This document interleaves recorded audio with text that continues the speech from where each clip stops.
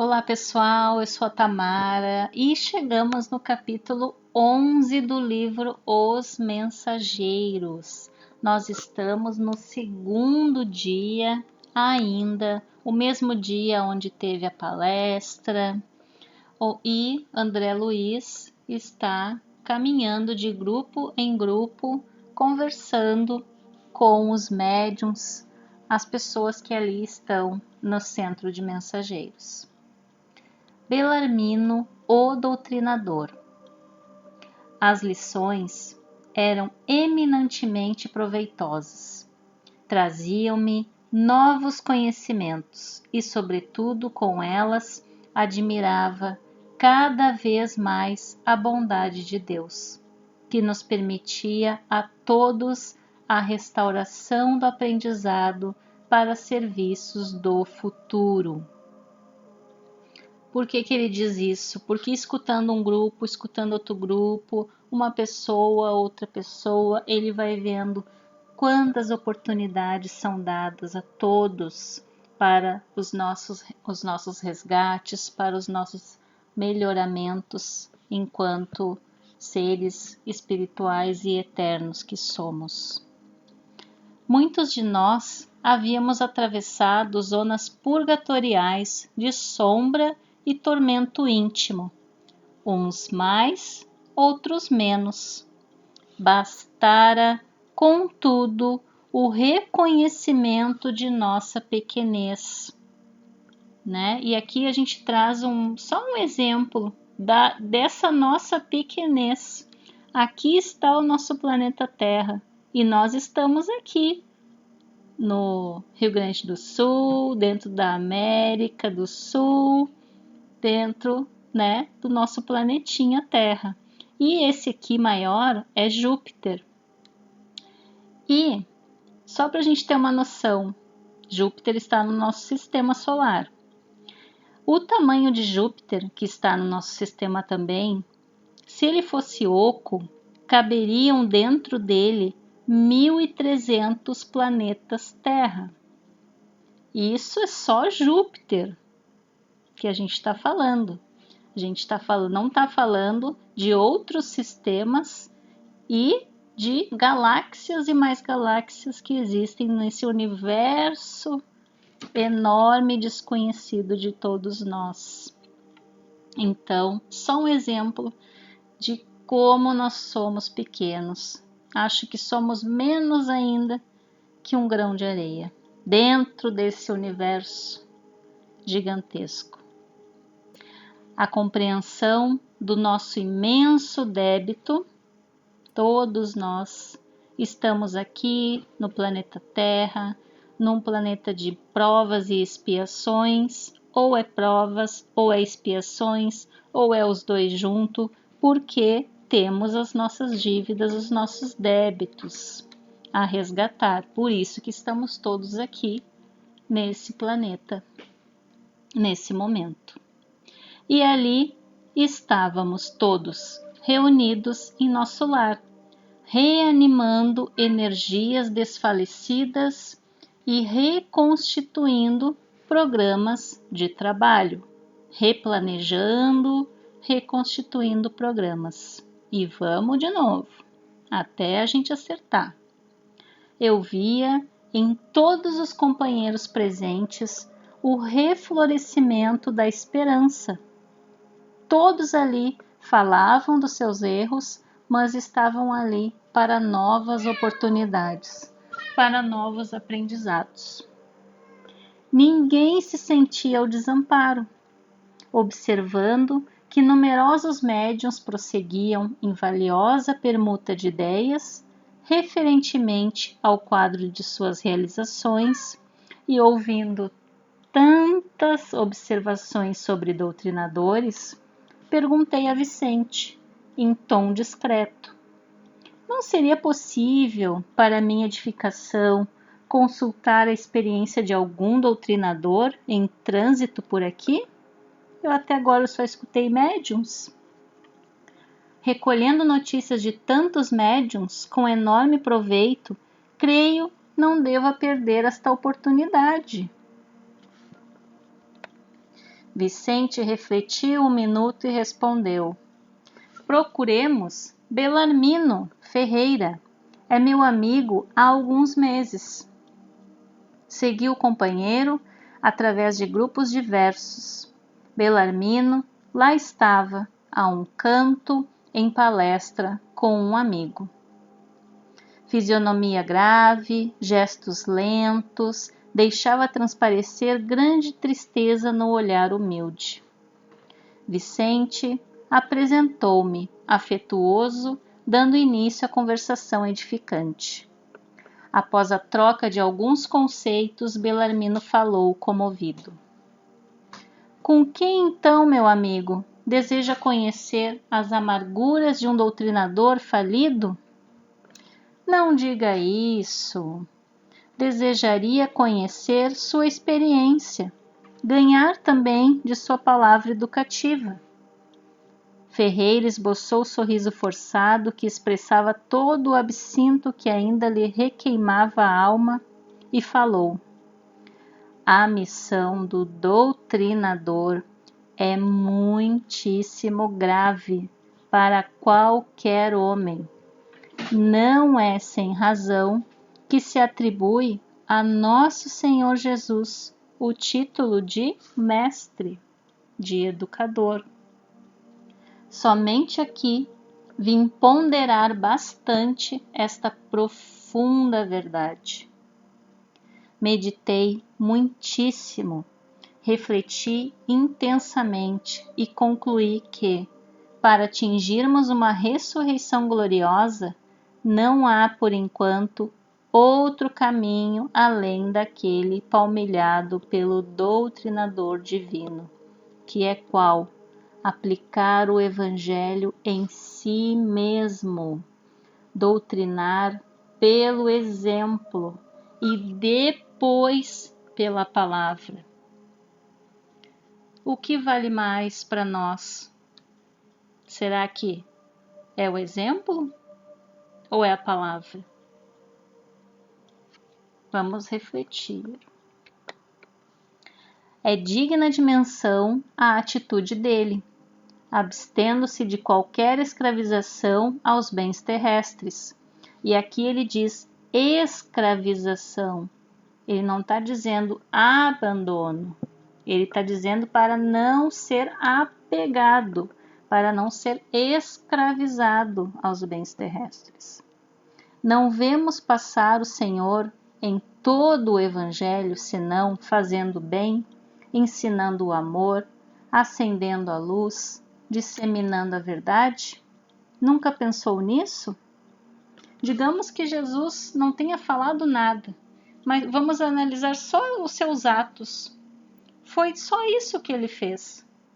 Ele não incriminou ninguém, não xingou ninguém, né? Então, é o exemplo que a gente pega primeiro e depois a palavra, para ver se um condiz com o outro. Depois de longas meditações, cheguei ao conhecimento de que na vida humana, junto aos que administram e aos que obedecem, há os que ensinam. Chego, pois, a pensar que nas esferas da crosta há mordomos, cooperadores e servos. Muito especialmente, os que ensinam devem ser dos últimos, os servos. Entende, o meu irmão? Ah, sim, havia compreendido perfeitamente. A conceituação de Belarmino era profunda, irrefutável. Aliás, nunca ouvira tão belas apreciações relativamente à missão educativa. Após ligeiro intervalo, continuou sempre grave. Há de estranhar, certamente, tenha eu fracassado sabendo tanto. Ele tinha muito conhecimento, ele lia muito, tinha muito conhecimento, mas isso não adiantou. Por quê? Minha tragédia angustiosa, porém, é a de todos os que conhecem o bem, esquecendo-lhe a prática. Não basta decorar frases, capítulos, versículos, não basta decorar. O que basta, às vezes não precisa nem falar, é a prática. Aqui a gente só colocou para discriminar o conceito de dialogar, que é conversar, e doutrinar, que é instruir, ensinar. E cada um só pode dar aquilo que tem. Isso é uma frase minha para a gente refletir se tem a ver com o capítulo, se não tem. Fiquem à vontade para comentar se quiserem. Calou-se de novo, pensou e prosseguiu. Faz muitos anos que saí de nosso lar com tarefa de doutrinação no campo do espiritismo evangélico. Minhas promessas aqui foram enormes. Minha abnegada Elisa dispôs-se a acompanhar-me no serviço laborioso. Seria-me companheira desvelada, abençoada amiga de sempre. Minha tarefa constaria de trabalho assíduo no Evangelho do Senhor, de modo a doutrinar primeiramente com o exemplo e em seguida com a palavra. Duas colônias importantes que nos convizinham enviaram muitos servos para a mediunidade e pediram ao nosso governador cooperasse com a remessa de missionários competentes para o ensino e a orientação. Ele está dizendo aqui que nosso lar tinha duas cidades espirituais do lado, vizinhas, e eles, conversando entre eles, combinaram de eles enviarem os médiuns para a Terra e nosso lar enviaria doutrinadores, dialogadores, e eles fariam esse trabalho em parceria. Não obstante meu passado culposo, tinha que resgatar minhas dívidas de alguma forma, candidatei-me ao serviço com o endosso do ministro Gedeão, que não vacilou em auxiliar-me.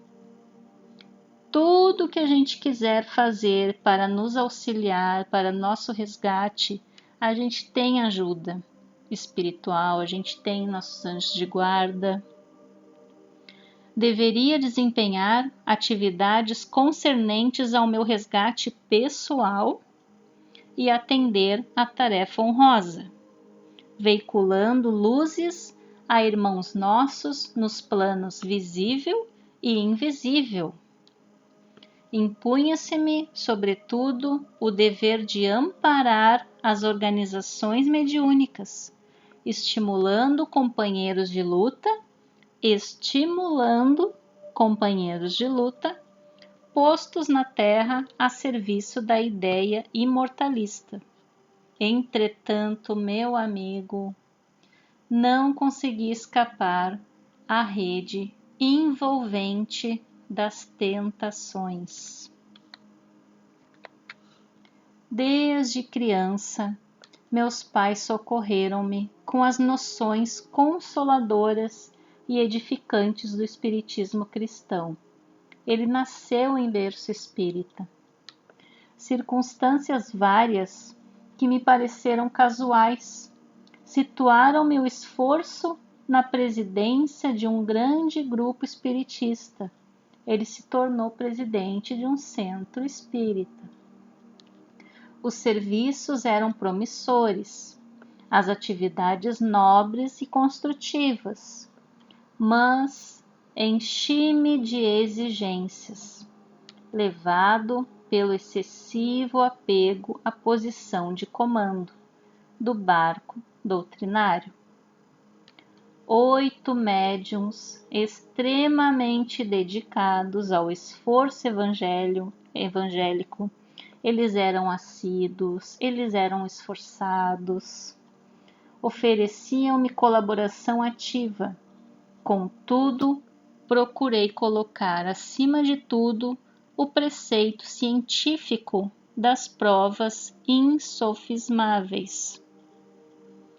Cerrei os olhos à lei do merecimento individual, ouvidei os imperativos do esforço próprio e, envaidecido com os meus conhecimentos do assunto, comecei por atrair amigos de mentalidade inferior, amigos que duvidavam das questões espíritas, das manifestações, ao nosso círculo, tão somente em virtude da falsa posição que usufruíam na cultura filosófica e na pesquisa científica.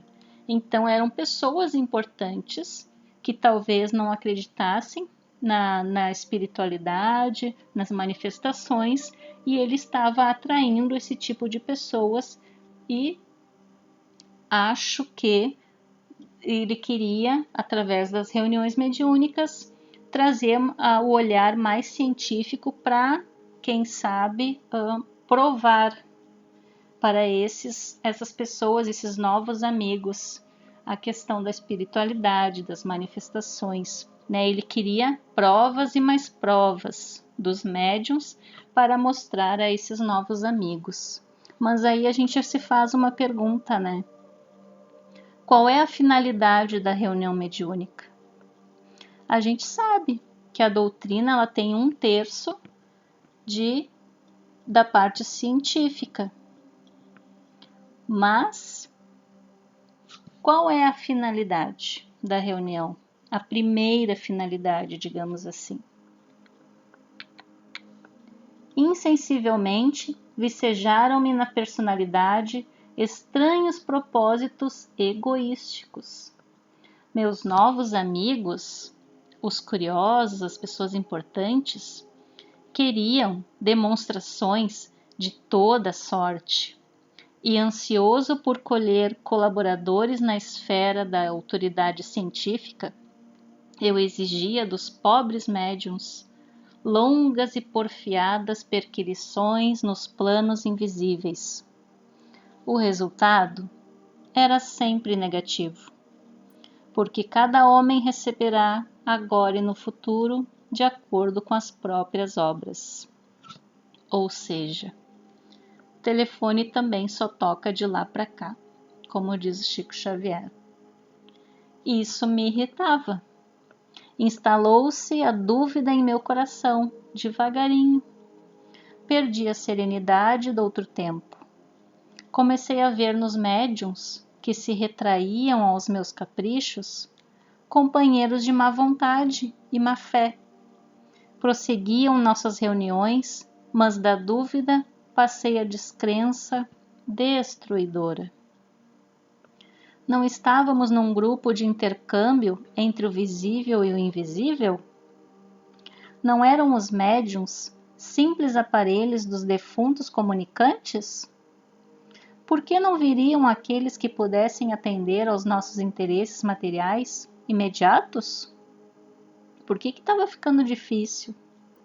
Não seria melhor estabelecer um processo mecânico e rápido para as comunicações? Por que a negação do invisível aos meus propósitos de demonstrar positivamente o valor da nova doutrina? Nova doutrina? Debalde, Elisa me chamava para a esfera religiosa e edificante, onde poderia aliviar o espírito atormentado.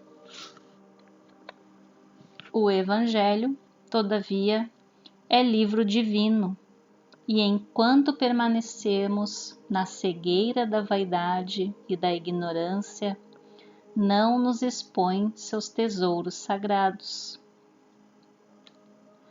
Lembram do nosso vaso que nós estamos aqui para limpar? Por isso mesmo, taxava-o de velharia.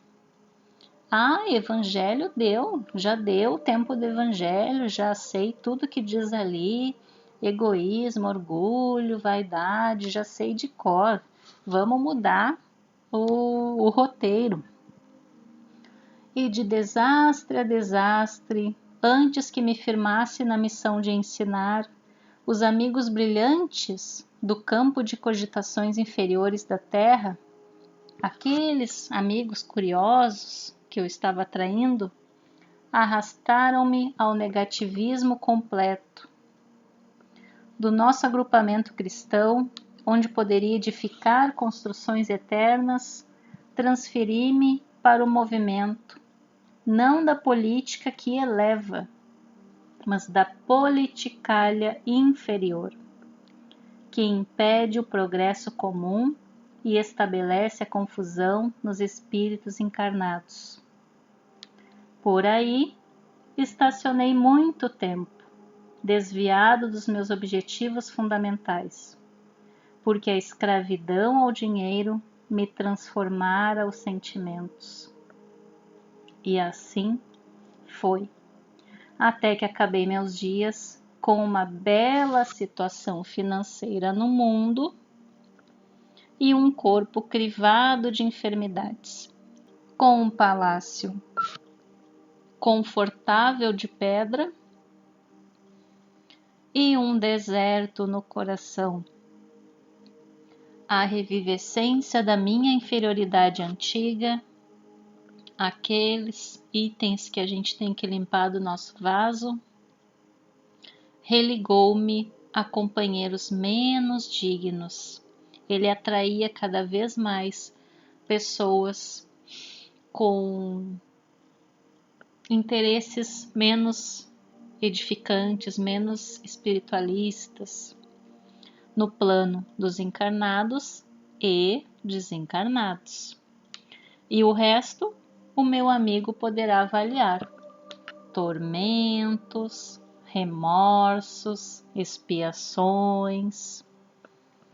Concluindo, asseverou: mas como não ser assim?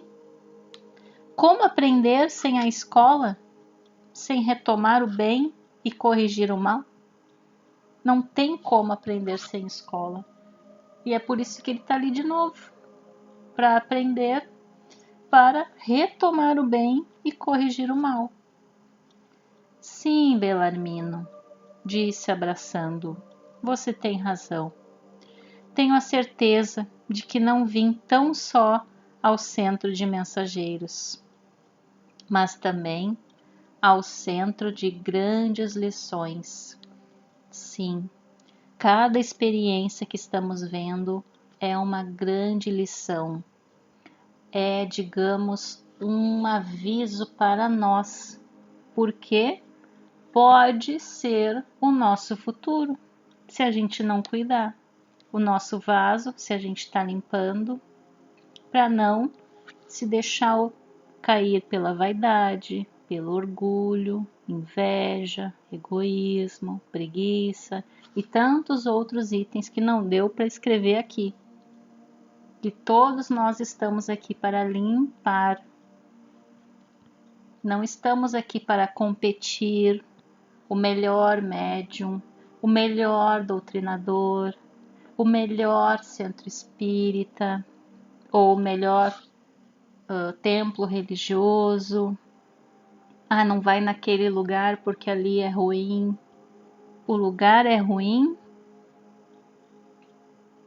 Ou eu que estou com a vista um pouco turva, não estou me olhando no espelho? Todos nós estamos aqui para nos corrigir. E é apontando o dedo que a gente vai conseguir limpar o vaso ou a gente vai sujar ainda mais? Será que não é a nossa vaidade falando quando a gente aponta o dedo para o outro? Isso eu falo para mim primeiramente. Todos nós estamos aqui para nos edificar a alma, limpar e edificar. Edificar com o esforço no bem, com o esforço em ver o lado bom de todas as pessoas. Todos nós temos um lado bom e é esse lado que precisamos edificar. E terminamos o capítulo. Aguardo todos na próxima. Um grande abraço. Fiquem com Deus.